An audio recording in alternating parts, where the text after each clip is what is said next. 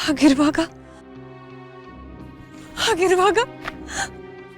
ಒಂದು ದಿನ, ಬರೀ ಒಂದಿನ ನನ್ನ ಪಾಲ್ಗೆ ಅಪ್ಪ ಆಗಿರೋದಕ್ಕೆ ನಿನ್ ಕೈಯಲ್ಲಿ ಆಗ್ಲಿಲ್ವಾ ಅಪ್ಪ? ಅಪ್ಪ ನಿಜ ಹೇಳು, ನಿನ್ ಕಣ್ಣಿಗೆ ನಾನು ಕಾಣಿಸ್ತೀನ? ಈ ಮಗಳ ಮೇಲೆ ಪ್ರೀತಿ, ಮಮತೆ, ಕರುಣೆ ಅನ್ನೋದು ಏನಾದ್ರೂ ಒಂದು ಇದೆಯಾ ಅಪ್ಪ? ನೀನ್ ನಿಜವಾಗ್ಲೂ ನನ್ನನ್ನು ಪ್ರೀತಿಸ್ತೀಯ? ಹೋಗ್ಲಿ ಬಿಡು, ನಾನು ನಿನ್ ಮಗಳು ಅನ್ನೋದು ನಿನಗೆ ನೆನಪಿದೆ ಅಪ್ಪ? ಮಾತಾಡಪ್ಪ, ಹೇಳು. ದುರ್ಗಾ, ಅಪ್ಪನ ಜೊತೆ ನೀನ್ ತುಂಬಾ ರೂಢಾಗಿ ಮಾತಾಡ್ತಿದ್ಯಾ, ಸಾಕು ಸುಮ್ಮನಿರು.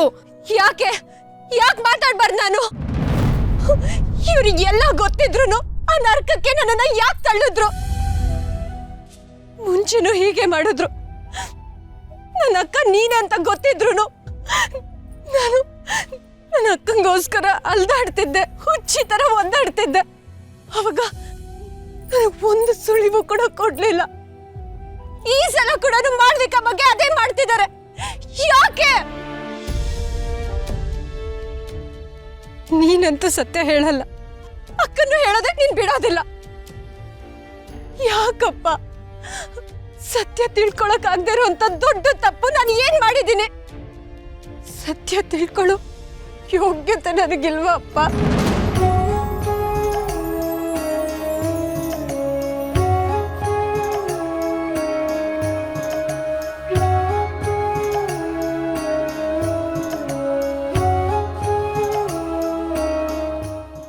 ನೀನು ನನ್ನ ಮಗಳು ದುರ್ಗಾ,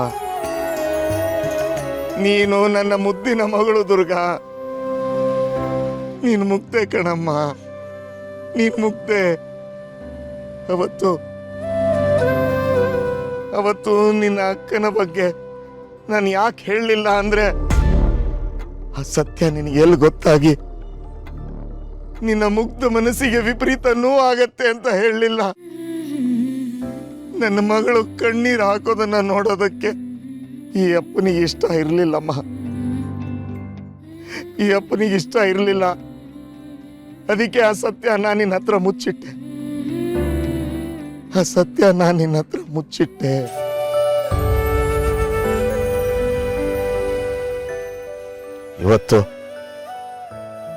ಇವತ್ತು ಆ ಮಾಳ್ವಿಕಾ ಬಗ್ಗೆ ನಿನಗೆ ಯಾಕೆ ಹೇಳಲಿಲ್ಲ ಅಂದ್ರೆ, ಆ ಮಾಳ್ವಿಕಾ ಒಂದು ದೊಡ್ಡ ಅಪಾಯಕಾರಿ ಹೆಂಗಸು. ಅವಳು ಹೆಂಗಸಲ್ಲ, ಮಾಯಾವಿ, ಮಹಾಕ್ರೂರಿ. ಅವಳ ಸತ್ಯ ನಿನಗೆ ಗೊತ್ತಾಗಿದ್ದು ಅವಳಿಗೆ ಗೊತ್ತಾದ್ರೆ ನಿನಗೆ ಬದುಕಕ್ ಬಿಡಲ್ಲ ಅಂತ ಹೆದರಿ ಆ ಸತ್ಯನ ಕಾಲ ಬರೋವರೆಗೂ ಮುಚ್ಚಿಟ್ಟೆ. ನಿನ್ನನ್ನ ಉಳಿಸ್ಕೊಳಕ್ ಹಾಗೆ ಮಾಡದೆ ದುರ್ಗಾ, ನಿನ್ನನ್ನ ಉಳಿಸ್ಕೊಳಕ್ ಹಾಗೆ ಮಾಡ.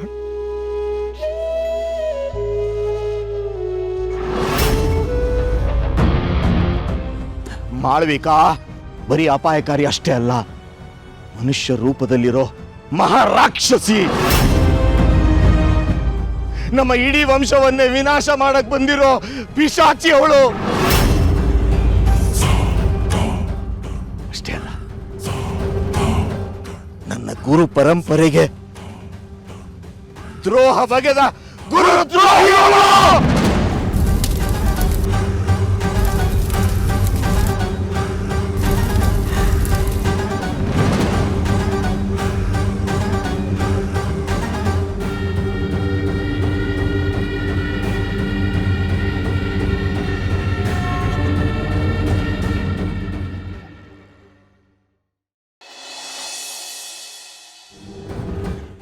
ದುರ್ಗಾ, ಇಲ್ಲಿಂದ ಹೊರಟೋಗು. ನಾನೇನಾದ್ರೂ ಮಾಡ್ತೀನಿ, ನಾನು ಇದನ್ನ ನೋಡ್ಕೋತೀನಿ. ದುರ್ಗಾ, ಮೊದಲು ಇಲ್ಲಿಂದ ಹೋಗು ದುರ್ಗಾ. ಇಲ್ಲ ಅಕ್ಕ, ನಾನೆಲ್ಲೂ ಹೋಗಲ್ಲ. ನಾನು ಯಾವ ತಪ್ಪು ಮಾಡಿಲ್ಲ. ಇವಳು ಎಂತ ಕುತಂತ್ರಿ ಅಂತ ಇಡೀ ಪ್ರಪಂಚಕ್ಕೆ ಗೊತ್ತಾಗ್ಬೇಕು. ಇವಳು ಎಷ್ಟು ದೊಡ್ಡ ಪಿಶಾಚಿ ಅನ್ನೋದನ್ನ ಎಲ್ರಿಗೂ ಗೊತ್ತಾಗೋ ಹಾಗೆ ನಾನ್ ಮಾಡ್ತೀನಿ. ದುರ್ಗಾ, ಪ್ಲೀಸ್ ಹಠ ಮಾಡಬೇಡ, ನನ್ನ ಮಾತು ಕೇಳು. ನಿನ್ನ ಅವಶ್ಯಕತೆ ಈ ಮನೆಗಿದೆ.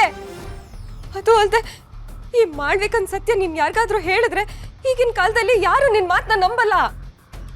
ಕೊನೆಗೆ ಇಡೀ ಪ್ರಪಂಚ ನಿನ್ನೂ ಅಪ್ಪನ್ ತರ ಹುಚ್ಚಿ ಅಂತ ಆಡ್ಕೋತಾರೆ. ಈ ಜಗತ್ತು ಏನಾದ್ರೂ ಅನ್ಕೊಳ್ಳಿ, ಯಾರೇ ನನ್ನನ್ನ ದ್ವೇಷಿಸಿದ್ರು ಪರವಾಗಿಲ್ಲ, ಆದ್ರೆ ಈ ರಾಕ್ಷಸಿಗೆ ಸಾಯೋ ಶಿಕ್ಷೆ ಸಿಗ್ಬೇಕಿತ್ತು. ಅದು ಇವತ್ತು ಸಿಕ್ಕಿದೆ. ದುರ್ಗಾ, ನನ್ ಮಾತ್ ಕೇಳು ದುರ್ಗಾ.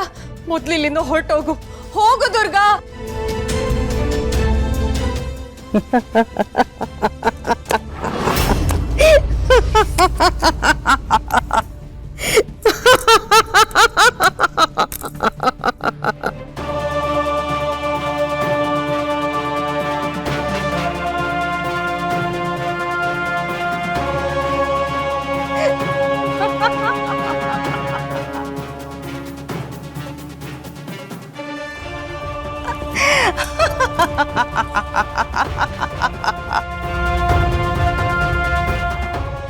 ಅಬ್ಬಬ್ಬಬ್ಬಬ್ಬಬ್ಬಬ್ಬಬ್ಬಬ್ಬ, ಅದು ಎಂಥ ಅಕ್ಕ ತಂಗಿಯರ್ ನೀವಿಬ್ರು. ತಂಗಿ ಪ್ರಾಣ ಉಳಿಸ್ಕೊಳ್ಳೋದಕ್ಕೆ ಒಬ್ಳು ಒದ್ದಾಡ್ತಾ ಇದ್ರೆ ಅಕ್ಕನ ಕೊಲೆಗೆ ಸೇಡ್ ತೀರಿಸ್ಕೊಂಡೆ ಅಂತ ಇನ್ನೊಬ್ಳು ಬೀಗ್ತಾ ಇದ್ದಾಳೆ.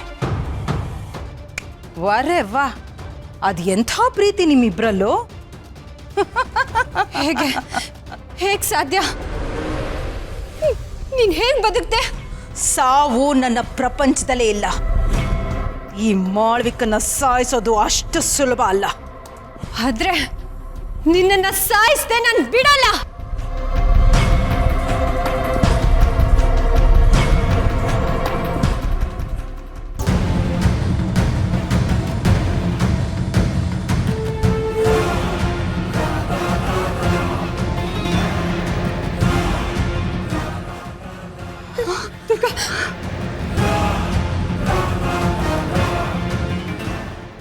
ಅರೆವಾ, ಪರವಾಗಿಲ್ವೇ?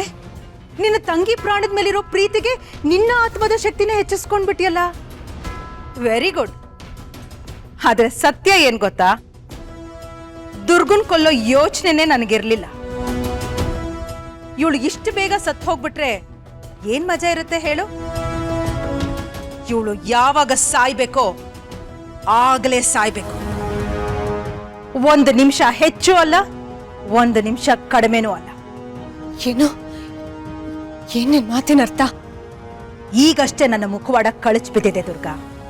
ಇಷ್ಟಕ್ಕೆ ಮುಗಿಲಿಲ್ಲ. ಇನ್ನು ಮುಂದೆ ನೀನ್ ಅನುಭವಿಸ್ಬೇಕಾದ ಆಘಾತಗಳು, ಕಣ್ಣೀರು ತುಂಬಾ ಇದೆ. ಪ್ರತಿ ನಿಮಿಷ, ಪ್ರತಿ ಕ್ಷಣನೂ ನರಕ. ನೀನು ನರಕ ಅನುಭವಿಸ್ಬೇಕು. ನಿನ್ನ ಕಣ್ಣೆದುರಿಗೆ ನಿನ್ನ ಇಡೀ ಸಂಸಾರ ಚೂರ್ ಚೂರಾಗ್ಬೇಕು. ನೀನ್ ನರಳದನ್ನ ನೋಡಿ ನಾನು ಸಂತೋಷ ಪಡ್ಬೇಕು.